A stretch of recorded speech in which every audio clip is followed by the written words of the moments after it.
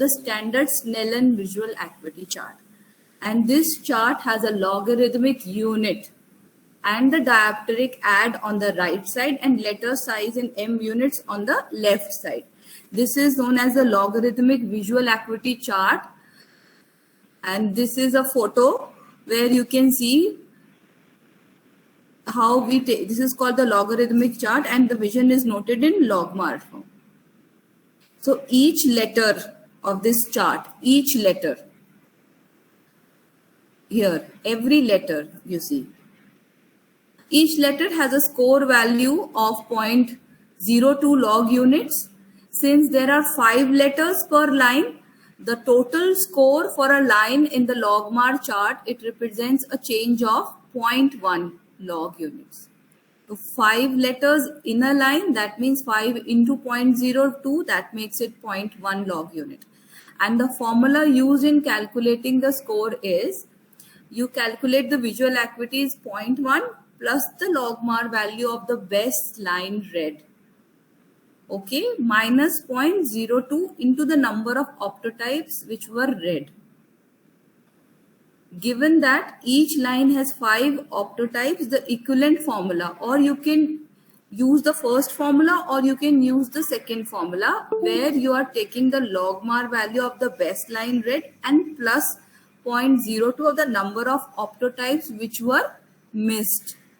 So you are adding the number of optotypes which were missed and you are subtracting the optotypes which were read. Okay, so you can use both ways. So what is the advantage of taking logmar? Because till date we have been talking about Snellen's visual acuity. Snellen chart में जैसे vision लेते हैं 6/60, 636. Why logmar? So logmar chart is designed to enable more accurate estimates of acuity as compared to other acuity charts. This is more accurate. Each line of the logmar chart, it comprises the same number of test letters. Same number. अब स्नेलेंस में अगर हम चलते हैं तो शुरू की line में सिर्फ एक शब्द होता है, सेकेंड लाइन में 3, फिर उसके बाद नीचे जो नंबर ऑफ लेटर्स हैं पर लाइन वो धीरे धीरे बढ़ते जाते हैं. वेयरएज इन लॉगमार शुरू की लाइन में भी 5 है, सेकेंड लाइन में भी 5 है, हर लाइन में 5 टेस्ट लेटर्स होते हैं. So letter size from line to line varies logarithmically, as does the spacing between the lines. The space between the two words, two letters, and space between the lines, they all are varying logarithmically. It is all calculated. So in the ETDRS chart, there is also another chart which is called ETDRS. The Sloan letters are used and they are what? They are perfectly square.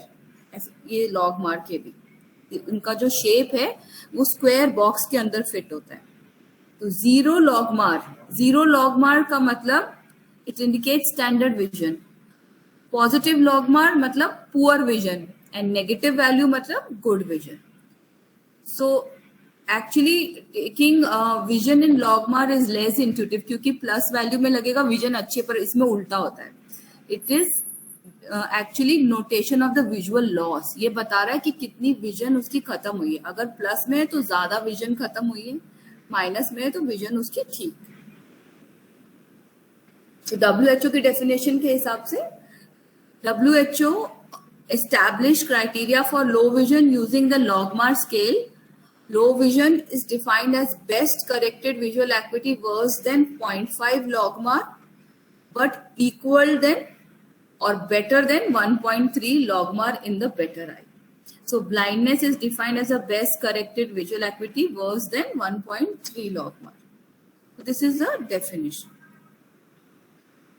So this logmar chart is very useful in evaluation of the low vision patient, and the refraction is done at 1 meter distance using radical retinoscopy. Once the vision is noted on logmar chart, we do the refraction by using retinoscopy. Bracketing method can be used to subjectively arrive at a proper refractive correction. Majority of our low vision patients will be benefited by a low vision aid for near vision. And all that is required is a motivation to use a low vision device and the need to use it professionally. अगर patient motivated नहीं है कि उसे device use करना है तो हम कुछ नहीं करते. Patient has to be motivated कि उसको प्रोफेशनली उसको ड्राइव होना चाहिए कि मैं अपने काम में अगर ये डिवाइस यूज करूंगा तो मुझे और मदद मिलेगी.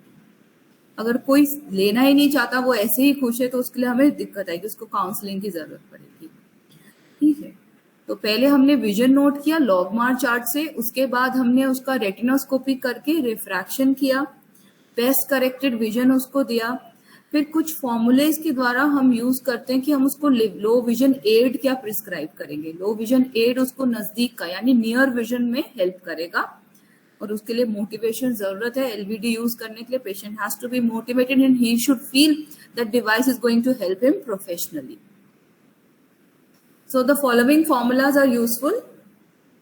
First is the Kostenbaum rule, the reciprocal of the distance Snellen visual acuity. Example, if the distance Snellen vision is 6/60, reciprocal क्या हो जाएगा उसका मतलब उल्टा 60/6. तो अगर हम डिवाइड करें 60 को 6 से तो क्या बचा 10 diopters. So इसका मतलब है a patient will require a 10 diopter lens for near vision. So this is a simple formula. Just invert the Snellen vision acuity and you get the magnification जो उसको नजदीक में देखने के लिए काम आएगा. Second formula is the Brazelton formula, where the magnification is equal to the best corrected distant visual acuity that we want into 2.5. Okay. Third, another method is by the Lighthouse method. The Lighthouse near visual acuity card can be used at 40 centimeter test distance, requiring an add of 2.5 diopter, and then the add can be increased depending on the test distance up to 10 centimeter. तो पहले हम उसको 40 centimetre पे देखेंगे और फिर 40 से उसको आग पास लेके आते रहेंगे, उसकी जो भी नियर वर्क है चाहे कितना पास, up to 10 सेंटीमीटर तक. So chart gives the letter size in M units on the left side and dioptric add on the right side, same like the Logmar chart. Logmar chart again is used for the near vision.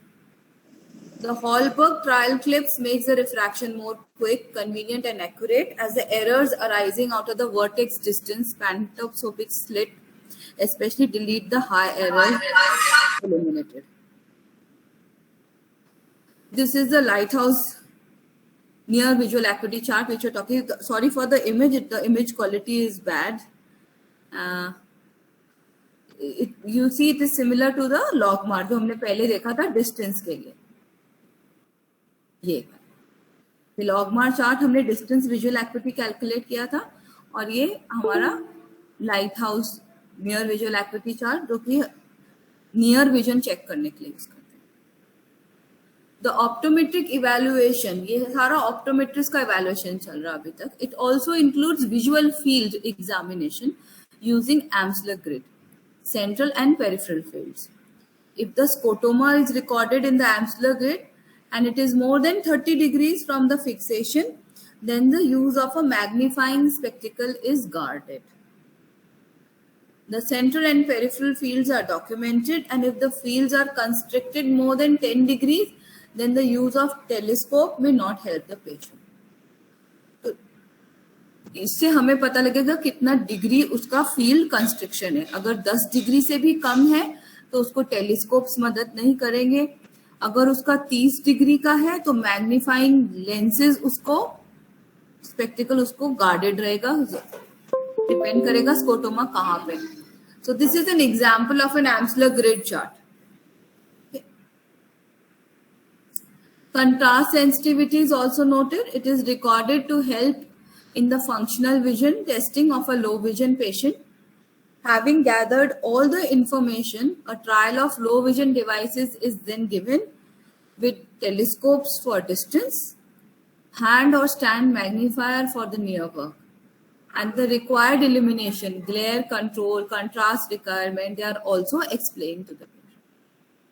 Contrast, आपने visual activity हो गई, refraction हो गया आपका, आपने field test कर लिया, उसका कंट्रास्ट कर लिया. अब उसके बाद सारे इंफॉर्मेशन को लेके अब आप उसका एक लो विजन डिवाइस का ट्रायल करेंगे. डिस्टेंस के लिए हम टेलीस्कोप्स यूज करते हैं और नजदीक के लिए हम स्टैंड मैग्नीफायर या हैंड मैग्नीफायर यूज करते हैं. उसको कितनी इल्यूमिनेशन में काम करना है, उसको कौन सा ग्लेयर कंट्रोल डिवाइस यूज करना है, उसको ब्लैक ऑन वाइट या येलो ऑन ब्लू कौन सा कंट्रास्ट यूज करना है, वो सब पेशेंट की नीड के अकॉर्डिंग हम उसको बताएंगे. So this is an example of a contrast sensitivity. आप देख रहे हैं धीरे धीरे जो लेटर्स का कंट्रास्ट है वो फेड होता जा रहा है जैसे हम नीचे आते जा रहे हैं. तो इसको कंट्रास्ट सेंसिटिविटी चार्ट बोलते हैं. रैबिन कंट्रास्ट. ये थोड़ा सा अनाटमी बता रही हूँ यहाँ पे फिर से मैं एक बार आई का, कि कौन सी बीमारी में क्या हमें देखना होगा आगे लो विजन पेशेंट के लिए, उससे हेल्प मिलेगा. आई के पार्ट्स हम पहले भी काफी बार पढ़ चुके हैं. It starts in the front from the cornea. Here is your cornea. Then cornea के अंदर अभी colored diaphragm जो होता है इसको हम iris बोलते हैं. इस iris के बीच में एक central opening होती है जिसको हम pupil बोलते हैं. ये हमारा lens है, biconvex lens, which is held with the help of zonules from the ciliary body. This is the ciliary body. ये आपकी न्यूरोसेंसरी रेटिना है, येलो कलर से जो है. ये रेड कलर का आपका वैस्कुलर टिश्यू कोरोइड है, एंड आउटर टिश्यू आपका स्क्लीरा व्हाइट कलर का. आगे स्क्लीरा जो होता है कंजंक्टिवा से प्रोटेक्टेड रहता है. ये आपकी कंजंक्टिवा रहता है जो लिड्स पे चली जाती है अंदर से और फॉर्निस बनाती है. आपके ये रेटिना में ये ऑप्टिक नर्व आता है पीछे. रेटिना नर्व फाइबर सब मिलके ऑप्टिक नर्व बनाते हैं. ये आपका ऑप्टिक नर्व हेड है.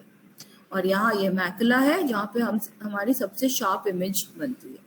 Light travels from cornea through the pupil through the lens on to the fovea, which is the central portion of the macula where the brightest or the image is formed. So this is our revising our anatomy again. So what happens when the patient presents with on slit lamp examination? Slit lamp एक machine है जिसमें आई doctors आपको check करते हैं, जहाँ पे हम आपको आंख को बड़ा करके देख सकते हैं. जब हमने इसमें देखा तो ये कॉर्नियल ओपेसिटी दिखी, यानी पुतली पे सफेद दाग. It's called corneal opacity. This problem will cause overall blur. Patient को ओवरऑल ब्लर होगा.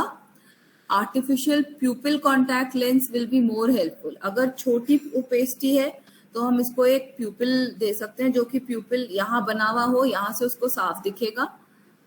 Opacity causing scattering of light. इससे लाइट, क्योंकि जब लाइट यहाँ से पास करेगी तो स्कैटर होगी, तो उसके लिए फिल्टर यूज करना पड़ेगा उसको चश्मे में. स्पेशली ऑरेंज कलर फिल्टर्स इसमें ज्यादा हेल्पफुल है. ये तो टोटल ओपेसिटी है.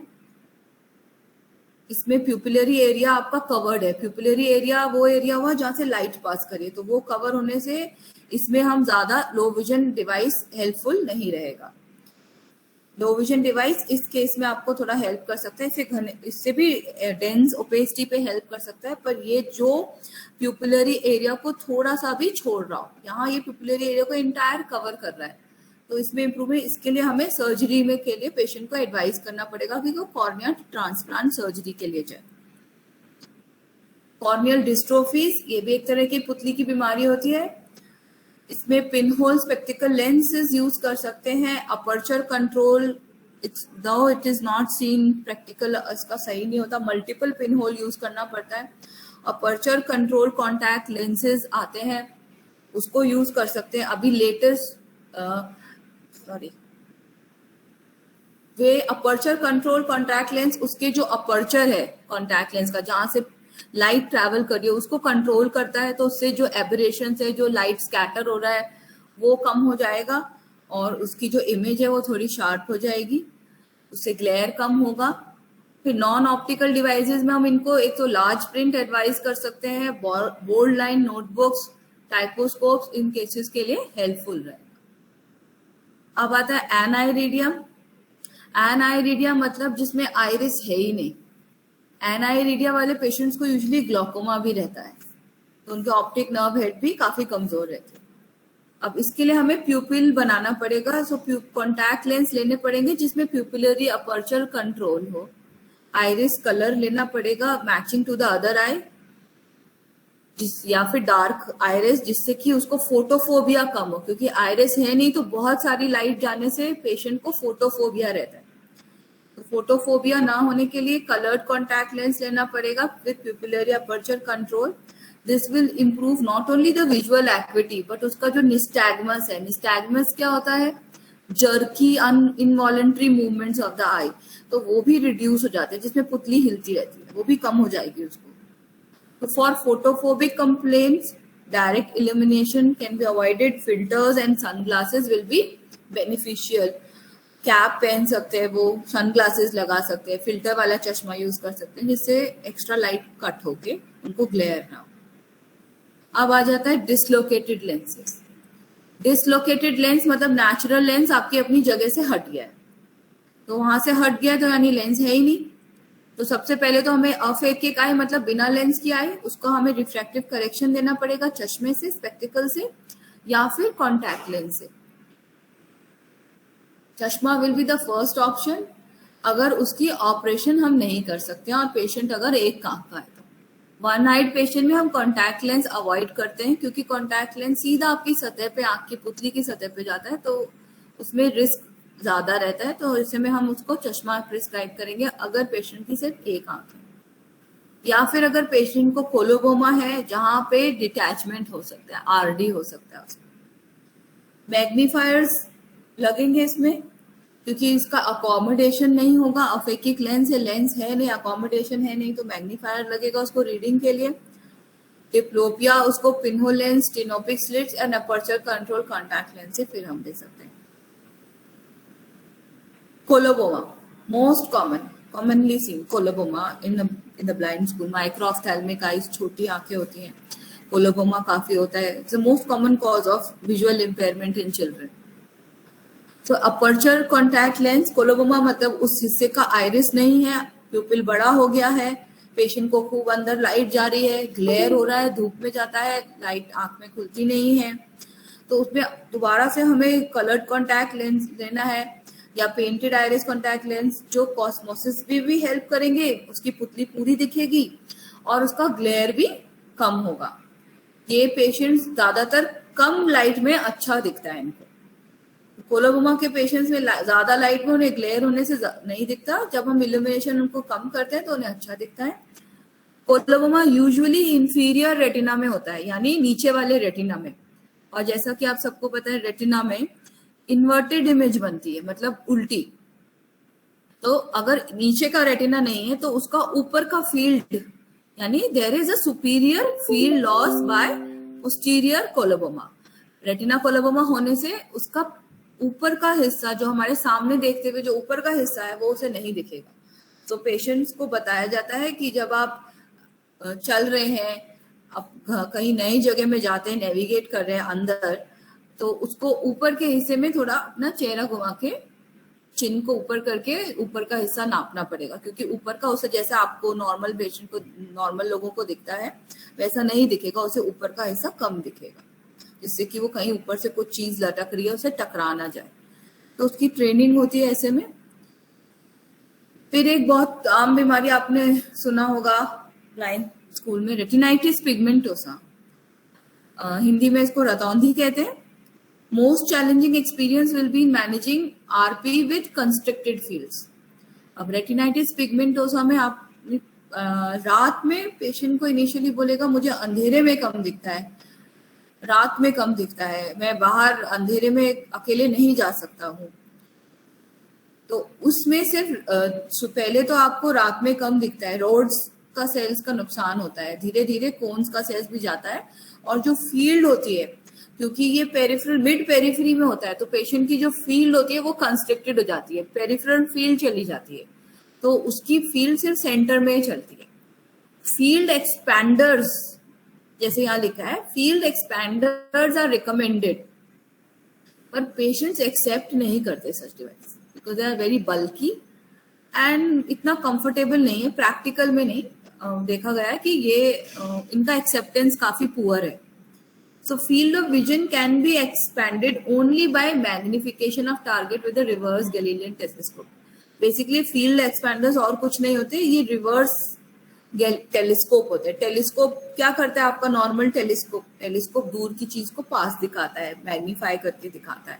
अगर हम उल्टा कर देंगे उसको तो वो जो पास की चीज है, यानी जो फील्ड जो हमें इतना पास है, वो दूर करके दिखाएगा और उससे फील्ड हम ज्यादा देख पाएंगे।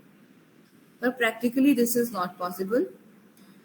Patients who travel at night, अगर उन्हें रात में ट्रैवल करना है, पेशेंट को ये रेटिनाइटिस पिगमेंटोसा बीमारी है, तो हम उसको एडवाइस करेंगे कि सर्च लाइट लेके वो जाए, अपने साथ हमेशा टॉर्च लाइट पॉकेट में रखे और सर्च लाइट लेके ट्रैवल करें। For these patients light is medicine at dark. Then another group, very common group in with elderly people who are going losing vision, that's diabetic retinopathy. As we all know that India is now the diabetic capital of the world. Most of the diabetes patients are in India. So diabetic retinopathy is emerging as a new, you can say, epidemic. मतलब ये epidemic के जैसे फैल रहा है शहरों में। तो इसके लिए हमें, जिसकी वजह से जो पेशेंट ब्लाइंड होते हैं यूज या जिनका विजन इम्पेयर होता है, इसमें कॉन्टैक्ट लेंस इज डायबिटीज। पहले तो कॉन्टैक्ट लेंस नहीं देना है उन्हें। क्यों? क्योंकि उनके नर्व्स डिजेनरेशन होते हैं, इनको डायबिटिक न्यूरोपैथी होती है। उनको अगर लेंस की वजह से आंख में चोट होगी तो उन्हें पता नहीं लगेगी।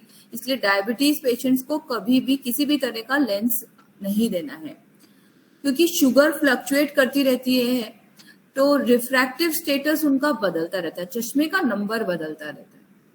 तो अगर वो जल्दी जल्दी आ रहे हैं, चश्मे का नंबर उनका बदल रहा है, तो सबसे पहले आपने उनको कहना है कि अपना शुगर ठीक करें, चश्मे का नंबर उनका अपने आप स्टेबल हो जाएगा। क्योंकि इसमें डायबिटिक रेटिनोपैथी में most common cause of loss of vision is macular oedema. अब मैकुला कौन सा एरिया होता है रेटिना का? हमने बात की थी, वो बिल्कुल सेंटर का बीच का एरिया होता है जहां विजन बनती है। अगर जब मैकुला इनका खराब होगा तो सेंटर की विजन खराब होगी, तो पेशेंट किनारे वाले पर्दे से देखेगा, यानी पेरिफेरल रेटिना से। तो पेशेंट क्या करेगा? एक्सेंट्रिक व्यूइंग, मतलब किनारे से देखेगा, नजर को तिरछा करके तिरछे वाले यानी किनारे वाले पर्दे से। So eccentric viewing using peripheral retinal focus with magnification devices should be given in the case of patients with macular involvement. अगर मैकुला इन्वॉल्व है तो आपको उसको ट्रेन करना पड़ेगा कि वो किनारे से मैग्निफिकेशन डिवाइस यूज करके अपना काम आगे का यूज चला सकता है। देन इलेक्ट्रॉनिक एड्स, CCTV जो होते हैं, they will be helpful in magnification in patient less than 3/60 vision. जिनका विजन 3/60 से कम है उसके लिए हम CCTV यूज कर सकते हैं। CCTV लो विजन एड्स की क्लास में आपको रीवा जी ने बताया होगा कि ये एक माउस होता है जिसमें एक कैमरा लगा होता है जो आपकी बुक को स्कैन करके आपके टीवी स्क्रीन में आगे दिखाता है, तो उसको आप पर्स को CCTV बोलते हैं। द CCTV इनहैंसेस कंट्रास्ट सेंसिटिविटी, इसमें हम आप कंट्रास्ट भी बदल सकते हैं डायबिटिक रेटिनोपैथी पेशेंट्स में, क्योंकि कंट्रास्ट खराब हो जाता है, क्योंकि उनके कैटरैक्ट भी होता है इसीलिए। Non optical devices such as blood glucose sugar monitor, insulin syringe aids, they are also specific devices which can be prescribed to the patient for their quality of life. Then flashlights for patients with poor night vision. अब जिनकी media opacities बन जाएंगी, patchy field effects होंगे, क्योंकि उनके कहीं पे blood है तो जहां पे ब्लड है उस हिस्से का पर्दा काम नहीं करेगा, जहां एक्सुडेट है वहां काम नहीं करेगा, तो उनकी विजन जो होगी कहीं कहीं पे उनको स्कोटोमास होंगे, कुछ कुछ एरिया में उन्हें ब्लैक दिखेगा। तो उसमें बायनोकुलर लेंसेज ऐसे में ज्यादा मदद करेंगे रादर देन सिंगल मोनो, क्योंकि उसमें दोनों विजन, सपोज मेरा इस आंख का ये वाला पर्दा खराब है तो हो सकता है वो ब्लड इधर ही ना हो, ब्लड दूसरी आंख में हो, तो दोनों का मिलके आप एक वो पिक्चर ले सकेगा। तो इसलिए इसमें बायनोकुलर लेंस देना ज्यादा फायदेमंद रहेगा। Hand stand magnifier retains binocular vision than a monocular aspheric lens.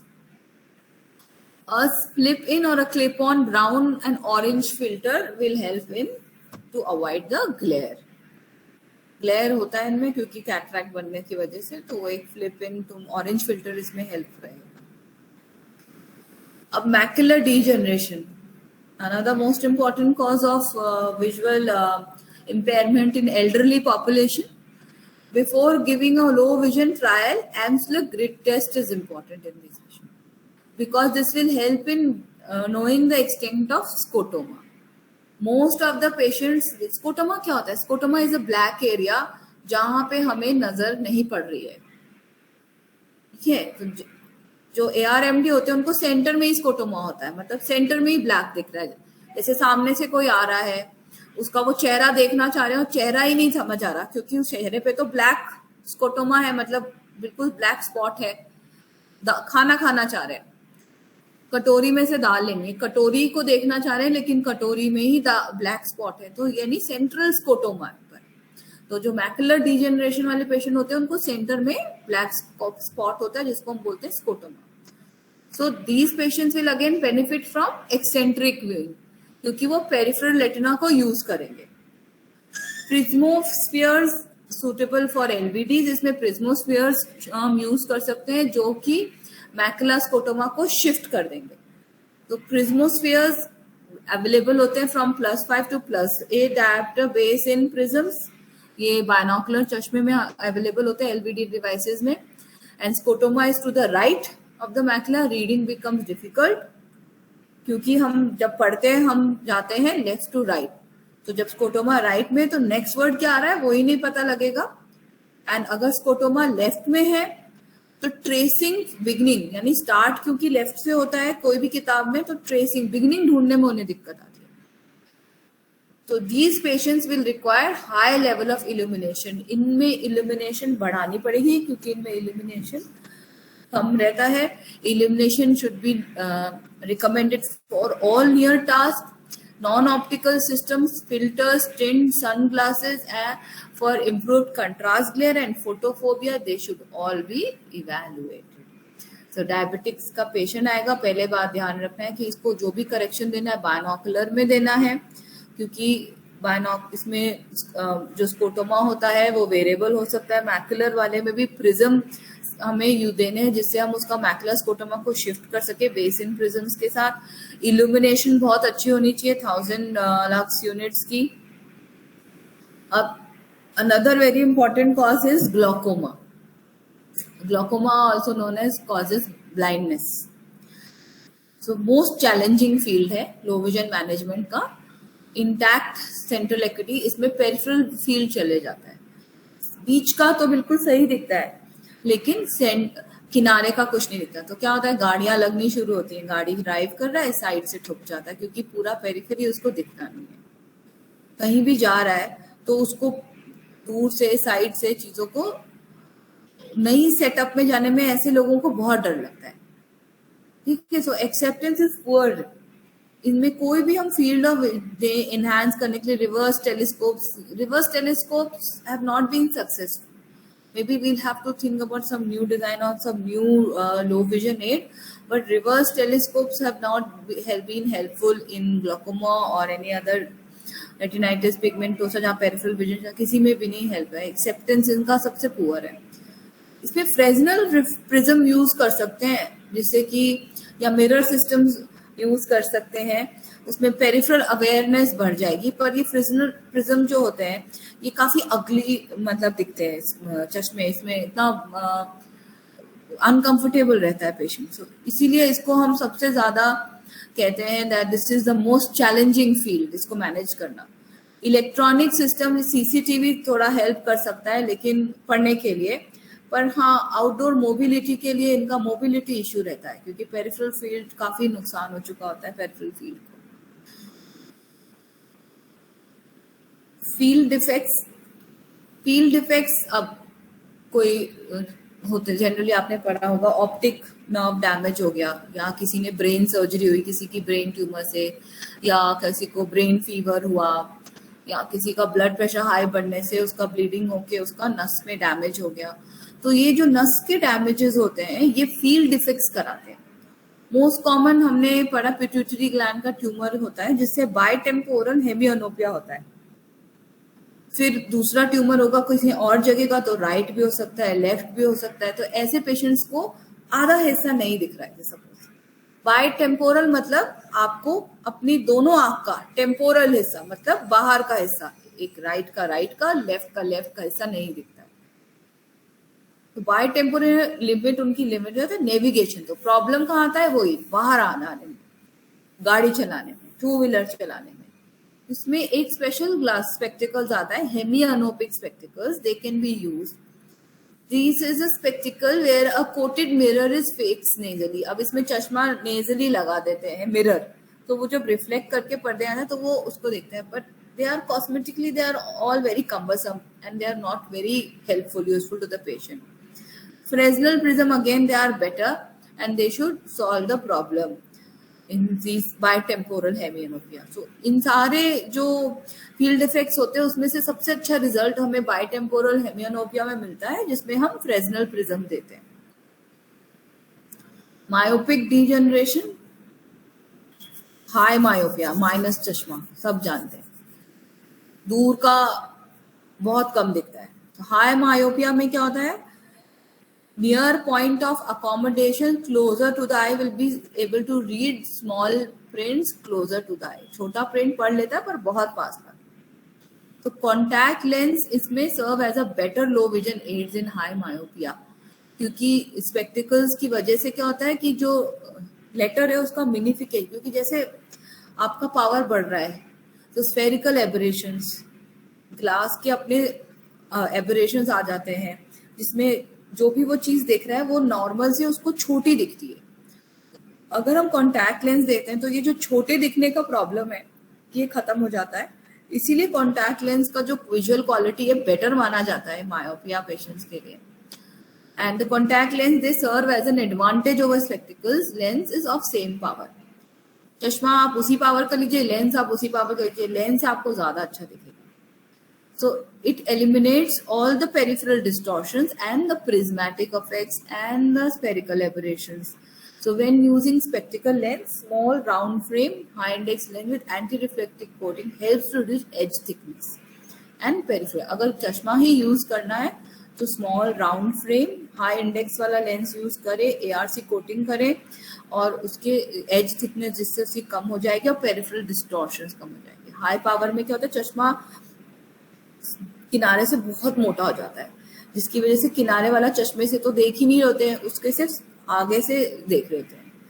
ठीक है, एंड बेटर है कि अगर -15 से ज्यादा है उसके चश्मे का नंबर, मायोडिस लेंसेज के भी है। अभी सर्जरी भी हो गई है, काफी पेशेंट्स, कुछ पेशेंट्स तो लेसिक जो टॉलरेट कर सकते हैं लेसिक करा लेते हैं, पर -8, -10, -12 लेंसेज के जो ऊपर पावर होता है जिनका, they can go for ICL phakic lenses. Phakic lens क्या, आपके नेचुरल जो लेंस है उसके ऊपर वो लेंस दे देते हैं। जैसे कॉन्टैक्ट लेंस तो पुतली के ऊपर पहनाते हैं, फेकिक लेंस आंख के अंदर डाल देते हैं सर्जरी के द्वारा। उससे भी आपकी जो क्वालिटी ऑफ विजन है वो भी एक एड के जैसे काम करेगा, तो बेटर एड, क्योंकि आपको उसे संभालना नहीं, वो आपके आंख के अंदर परमानेंटली सेट है। लेकिन उसको कराने से पहले आपको अपना पर्दा जरूर चेक कराना पड़ेगा, डॉक्टर को दिखाना पड़ेगा, वो ही डिसाइड करेंगे कि आपकी आंख में फेकिक लेंस हो सकता है कि नहीं।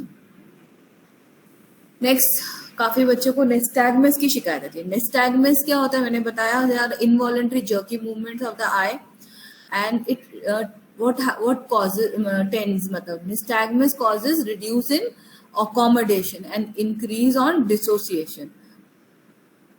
तो निस्टैग्मस क्या करते हैं, जब हम अकोमोडेट करते हैं, मतलब जब हम पढ़ते हैं तो ये कम हो जाता है। ठीक है, so visual activities related to the amplitude of the movement, prism base out can help sometimes, contact lens telescopes can be tried, correcting high refractive error will definitely reduce the nystagmus and improve the acuity। सबसे पहले तो आपने refractive error check करना है nystagmus में, अगर है तो उसको पूरा करेक्ट करिए, क्योंकि उससे न सिर्फ उसकी नजर अच्छी होगी, सही चश्मा देने से उसका nystagmus भी कम हो जाएगा। अगर increase acuity is achieved by increased foveation time which occurs if the patient is fixating at a null point। अब नल पॉइंट वो पॉइंट होता है पेशेंट का जहां पे उसको सबसे कम उसकी पुतली हिलती है, तो अपने आप जो गर्दन है वो नल पॉइंट पे जाके, सपोज मेरा नल पॉइंट इधर है राइट में, तो मेरी गर्दन अपने आप इधर को शिफ्ट हो जाएगी, क्योंकि सबसे कम, और मेरी टेंडेंसी होगी उस बच्चे की कि वो गर्दन अपनी राइट में देख के ही सामने बात करेगा, क्योंकि उसका निस्टैग्मस सबसे ज्यादा वहीं कम होता है। ठीक है, तो best equities achieved in particular gauge position, that yields the best waveform and not the least amplitude. Patient may develop head turns to particular position in null area which can be achieved with prism spectacles. So prism spectacles उसमें helpful रहेगा. Achromatopsia. Achromatopsia मतलब cons नहीं है, patient रंग नहीं पहचानता. They will function, cons नहीं है, उसको धूप में नहीं दिखता. So they will function better in reduced illumination, मतलब कम रोशनी चाहिए. इसमें रेड टिंटेड कॉन्टैक्ट लेंस देते हैं या रेड सन लेंसेज देते हैं जिससे कि फोटोफोबिया उनको कम हो. साइड शील्ड्स भी देते हैं चश्मे में किनारे में, along with wide brim hats देते हैं उनको आउटडोर जाने में. जब भी आउटडोर जाना है एक्रोमेटोप्सिया पेशेंट्स को वाइड ब्रिम हैट्स, ब्रिम मतलब उसकी जो किनारी होती है वो चौड़ी होनी चाहिए, शेड बनाए. Spectacles they with side shields, इससे किनारे से भी उसमें रोशनी ना जा सके और वो कम लाइट में अच्छा काम करे. फिर आता है paediatric vision rehabilitation. Impact of low vision in children is multifactorial. It will help in growth development. Abhi recently, in our OPD, in our clinics, we saw one patient. One patient in the low vision from NIVH. I would not like to name the child, from NIPVT, and this girl is studying in class 10th, and she's suffering from retinitis pigmentosa. But her whole body language, the way she talks, she's so confident and she's very much clear about what she wants to do in her life ahead. उसे कौन सा stream लेना है, उसे आगे क्या बनना है, एंड अलग कॉन्फिडेंस है. अब उसी ओपीडी में एक और बच्चा आता है रेटिनाइटिस पिगमेंटोसा, जिसको पता ही नहीं है कि आपके लिए ये सब सुविधा है. लो विजन और लो विजुअली इम्पेयर्ड बच्चों के लिए अलग से स्कूल होता है, उसको पेरेंट्स ने उसको घर में ही रखा है. वो जब ओपीडी में आता है तो वो कितना घबराया हुआ है, उसे पता नहीं है कि हम उसके साथ क्या करने वाले हैं, उसकी जिंदगी में उसके साथ क्या हो रहा है, उसे कुछ समझ नहीं है. So it's is multi factor. अगर बच्चे को कम दिख रहा है तो उसकी ग्रोथ, उसका साइकोमोटर, उसका डेवलपमेंट, पर्सनैलिटी टोटल अलग है. वो शाय है, रिजर्व है, घबराया हुआ है और उसे पता नहीं है, ही फील्स कि मेरे साथ क्या हो जाएगा, कोई मुझे हार्म करेगा. तो ये it involves the overall development, psychomotor, cognitive, affective aspects, and it also results in cycle of impact, resulting in decreased feedback from the external world due to lack of visual communication, causing imperfect concepts about the objects. क्योंकि उसको visual communication नहीं है, उसे नहीं पता है कि आपका एक घोड़ा कैसा दिखता है, आपका डॉग कैसा दिखता है, या आपका उसने कभी चिड़िया कैसी दिखती है, उसको पिजन ही नहीं पता, उसे पता नहीं बास्केट कैसा दिखता है. जब उसे ऑब्जेक्ट्स का आइडेंटिफिकेशन नहीं है तो इसलिए उसका सारा डेवलपमेंट स्लो हो जाता है. इसलिए vision rehabilitation is very important in a child and it's a joint responsibility. No, but one person cannot do this. It's a joint responsibility of the parents, of the teachers, of the psychologists, of the rehabilitationists, and of the doctors as well. It is not written here, of the doctors, to send them, to guide them, to correct people so that they can, their life, not only the life of the child here we are dealing with the life of the family. Because of a one person, everybody gets involved. So the greater accumulated reserve is in children makes the reading text at near. And if the distance vision is less, then they will need a telescope. And children, you see, they are very receptive. Their brain is neuroplastic, so they can we can change them. We can teach them and train them and change their life. So it's very important. Rehabilitation for children is very important. Albinism. Albinism is where the pigment is absent from your skin, from your eyes, from your hair. The pigment, melanin pigment is not there. So it is associated with nystagmus, photophobia.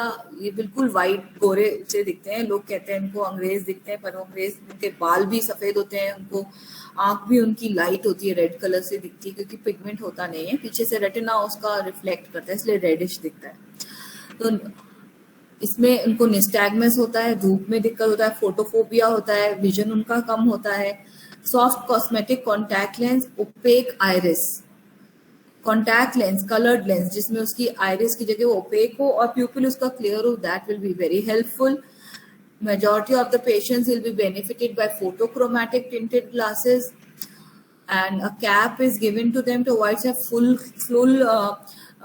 t-shirts they have to wear, full clothes covering them, because their skin is prone to sunlight, है ना, and develop malignancy. So better they cover their skin.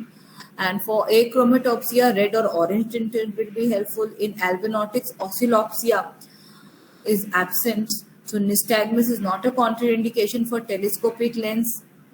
Telescope इसमें देना ही है.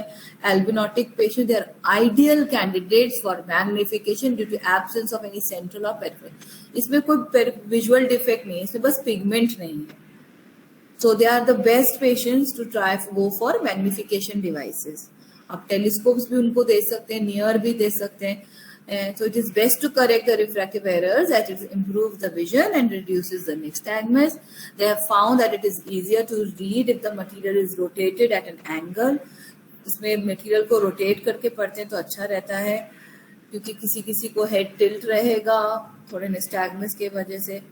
And it is believed that the horizontal component जो होता है वो less bothersome होता है. Horizontal मतलब जो आँख ऐसे ऐसे घूमती है, horizontal. और कभी आंख पूरी ऐसे ऐसे घूमती है, वो होती है रोटेटरी कंपोनेंट. तो जो रोटेटरी और आपका हॉरिजॉन्टल वाला देखिए, वर्टिकल भी होता है, पर वर्टिकल तो ब्रेन रिलेटेड होता है. जो अगर आप हॉरिजॉन्टल देखेंगे तो वो ज्यादा डिस्टर्ब नहीं करता आपको लो विजन डिवाइस देने के लिए. सो ये example of an albino child. Can see there is no pigment in the skin.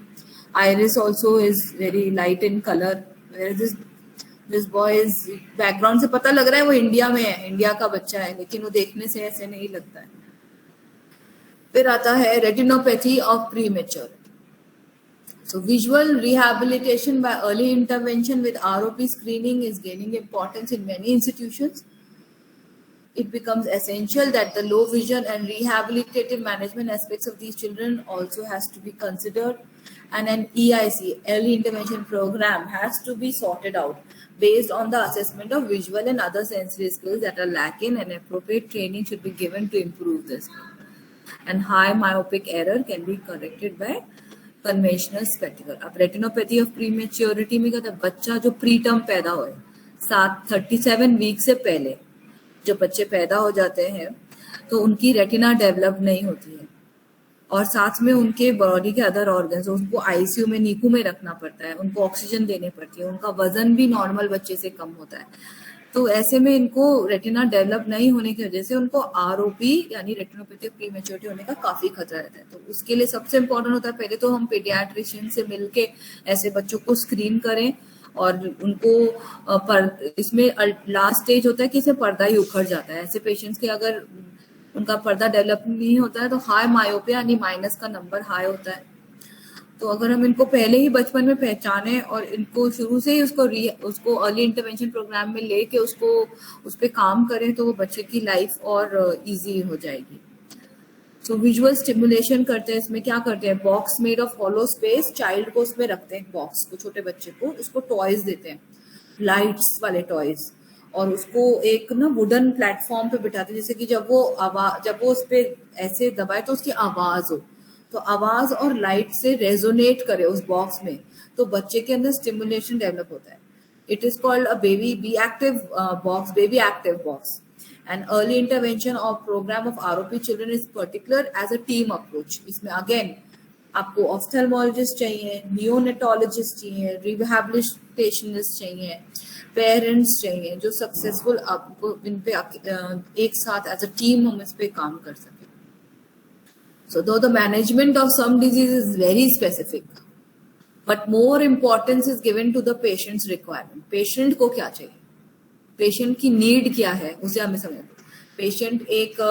Patient visually impaired जन्म से है कि विजुअल इम्पेयरमेंट उसको एडल्टहुड में आई है, उसको एडजस्टमेंट कोर्स कराना है, उसकी बीमारी को समझते हुए और उसकी नीड को, प्रोफेशनल नीड को समझते हुए हमें उसको एड्स के सारे उसे गाइड करना पड़ेगा.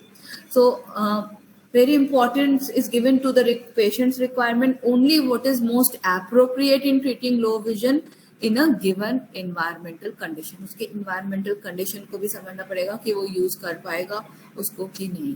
तो इट्स अ, जैसे मैंने स्टार्टिंग में कहा, low vision is a holistic approach. It is not a work of one single individual, of an eye specialist, or alone of a teacher or a parent or a rehabilitationist or a person who's doing work. And everybody has to come together. So that's why NIPVD and Vivekananda Netralaya have come together and we are working towards this. So thanks and regards from us, from the entire team of Vivekananda Netralaya Ramakrishna Mission Dehradun. Thank you. And I hope आप सबको ये lecture समझ आया हो। Doubts पूछ लेते किसी से हैं तो।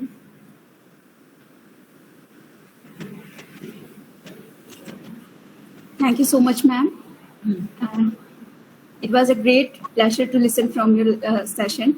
And thank you so much for all that you have present. And if anybody have any questions, please ask. Madam is here.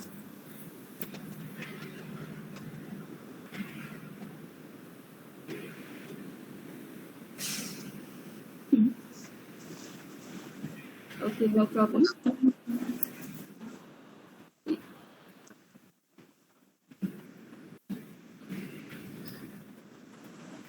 All participants, अगर आपको कोई भी क्वेश्चंस पूछना है तो आप पूछ सकते हैं अभी।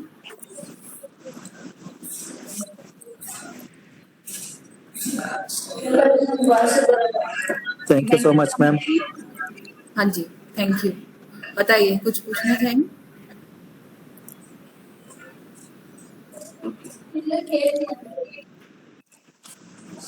I have a query, ma'am.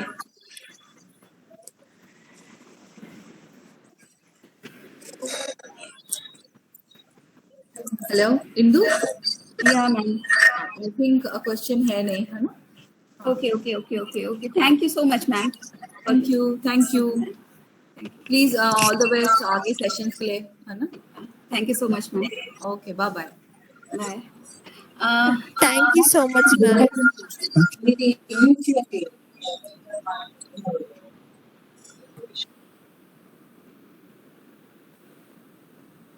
I hope कि आप लोगों को ये सेशंस बहुत अच्छे से समझ में आ रहा होगा, क्योंकि मैडम ने तो बहुत डिटेल्स में हमें आज ये सेशन को कंप्लीट किया, जो हम लोगों ने शायद नहीं जानते होंगे। जो लोग जो आज डिटेल में आप लोगों ने जाना। She is a superintendent medical in Vivekananda hospital. So अब हम लोग का जो सेशन जैसे कि हमने जो रीशेड्यूल हुआ है जो हमारा ये पूरा प्रोग्राम, तो 12 से 1 बजे आप लोगों का ब्रेक रहेगा। After this lunch time, after we will connect in 1 PM। So मैं आप लोगों से रिक्वेस्ट करती हूँ बिफोर 45 मिनट्स आप लोग कनेक्ट हो जाएं। जो नेक्स्ट सेशन रहेगा मिस सुमोना सैमुअल मैम का रहेगा, तो उसके बाद डॉक्टर विक्टोरिया मैम लेंगी सेशन को। तो हम लोग अभी ये जो टाइम है 12 से 1 बजे का, तो हम लोग ये ब्रेक लेंगे। अगर आपको कुछ पूछना है तो अभी आप पूछ सकते हैं। If anybody want to ask something, please ask.